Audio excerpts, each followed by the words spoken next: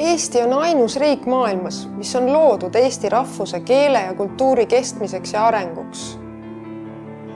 Eestikeelse õppega alustame juba lasteaiast. Loome ühtse eestikeelse kooli. Eesti keele oskamine peab olema enesestmõistetav. Ka riik suhtleb oma kodanikega arusaadavas, korrektses, ilusas eesti keeles. Meie Eesti on peresõbralik, parim paik laste kasvatamiseks. Lapsevanemad saavad tasakaalukalt osa ka tööelust, ühiskonnaelust, kultuurielust. Selleks arendame lastehoiu võimalusi. Tõstame regulaarselt 3- ja enamalapseliste perede toetusi. Rahastame huvitegevust, et kõik lapsed ja noored saaksid tegeleda neile meelepärase harrastusega. Turvalisus ja edukas haridus algab kodust. Tagame tervete peresuhete arengu vanemlike oskuste koolituste, perenõustamise ja kriiside lahendamise toetamisega. Pöörame erilist tähelepanu riskilastele.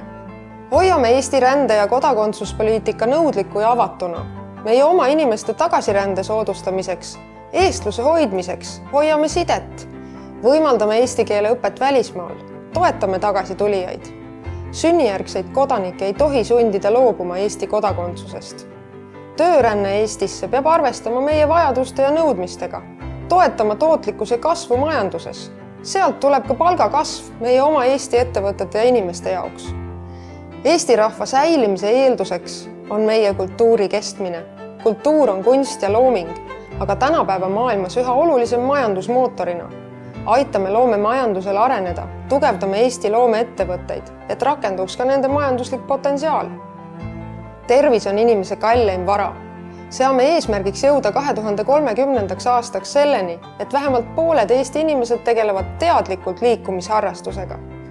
Heal järjel riigis on tervislikud eluviisid au sees ja palju tervelt elatud aastaid. Hoiame oma Eestit ja oma inimesi, et meil kõigil oleks siin hea elada. Eesti on seda väärt.